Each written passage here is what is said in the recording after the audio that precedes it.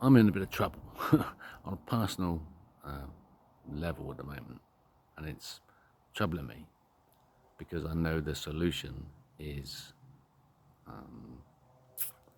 that the truth about the cure, the healing for narcissism, will come out in the telling of my love story with my wife Louise.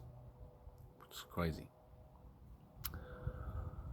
For 7 years, I've been conducting an autoethnographic experiment upon myself to push myself to do things that appear crazy and are humiliating for me in order that I can learn something about myself and the ego. And I'll chase any desire with the only baseline being no one is abused, only myself, if that's happening. But no one is abused. Nothing happens without consent. And what I've learned is that there is a healing for narcissism. So I'm a narcissist. Okay? I was born genetically, familial, behaviorally, career programmed, narcissist. And then as a manager, pushed towards deepening that narcissism and taught gaslighting techniques, using personality traits against people, using them against them, and I refused to do it, and realised what the trick was, that I'd been played. So that the tricks they were teaching me of how to manipulate people was the very tricks that had been used on me to get me to the place where I was in my life, and the things I believed to be true about my life.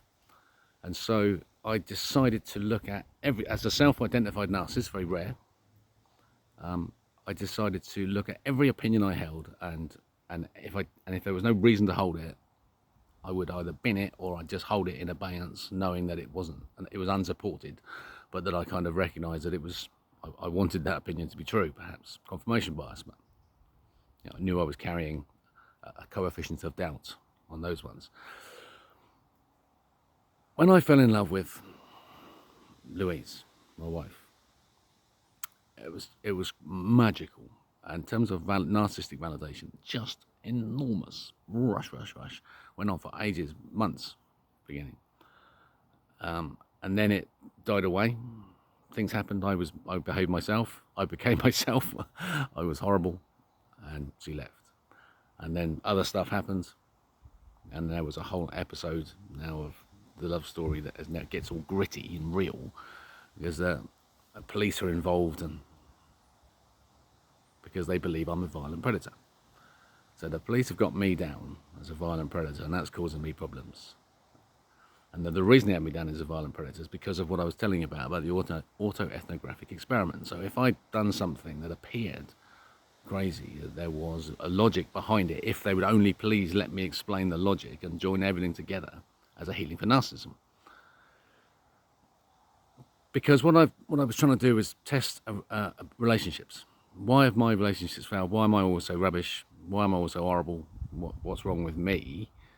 And what's wrong with the general set? Is there something wrong with the general setup as well? I was happy that both of those things can be true. And then I found, so I thought I'd test my own narcissism, and I'd corrupt it. So love bombing. Okay, so I'd hit a stage where I was love bombing, just boom, love. I couldn't help it. My whole body was flooded with adrenaline of love, was flying on air, and I love bombed. And my intention was that if you can anchor this feeling, the magic. Okay? Bear in mind, with me and Lou, we've been through this twice now. We split, and then we got back together. We forgave each other, and we got back together. But that's what happened now. We were married under God, for heaven's sake. And I meant it. And what I meant by that action was that I'm going to take this feeling of magic that I am experiencing now and remember and anchor it firmly, deeply into my soul, so that when I look at that woman, I see the woman that I was adored, and that's how I felt about her. And my belief was that in the environment in which we live, the system would not support and allow me to have that relationship. that it doesn't want true love relationships. It wants to break them. That's what I believe. And I believe that is happening now. I feel we've got an anchor of love, me and Lou, so solid, so beautiful, such a wonderful story. I love to tell it in this context of this autoethnographic experience, because I believe that if we now can take the same idea, save me and Lou, yeah, bring us back together again, that because the system is pushing us apart. If you do the same, anchor yourself to a moment of love, when you really experience that love, and that you remember that feeling of love. And if it's about a person or a thing, or if it's in your relationship now, then go there. If you're lucky enough, if the pair of you have that anchor, and go there in that magic and discuss it. And say, can you place it back again? Can it come back? And I believe it can. It can. Because it will come from everywhere. Everyone will start to love each other. We'll be loving our gods. So know that you are loved by God. Know that first. You're loved by God. This is what I've learned, Center of Universe stuff. You are loved by God. So your job is first to listen to the commandments of Christ, to love your God with all your heart, your mind, your soul. First, and then inform that already there's a recursive system of love coming from God to you to God. You've built that. That's your relationship with God. Bring that to your neighbor, and that is everything. Everything. And then bring it to yourself. And there's the loop.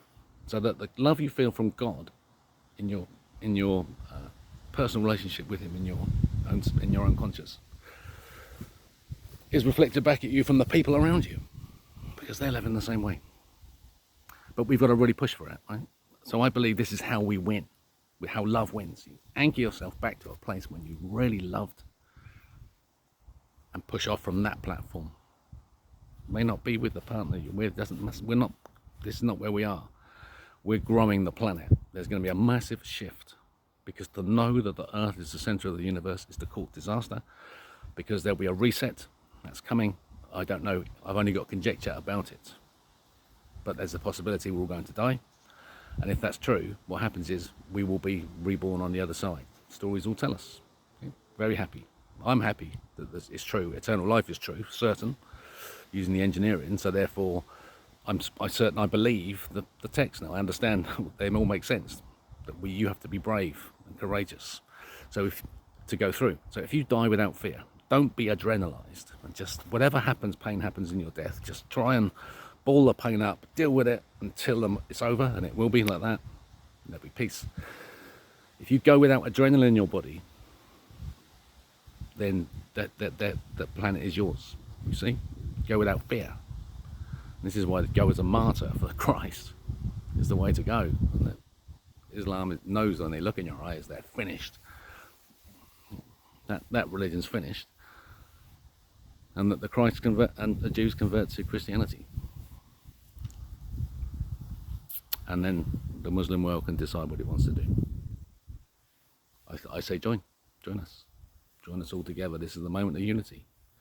Love, courage, peace, truth, justice, and a future that you can't believe. Because that's the trouble. You just got to believe this is true.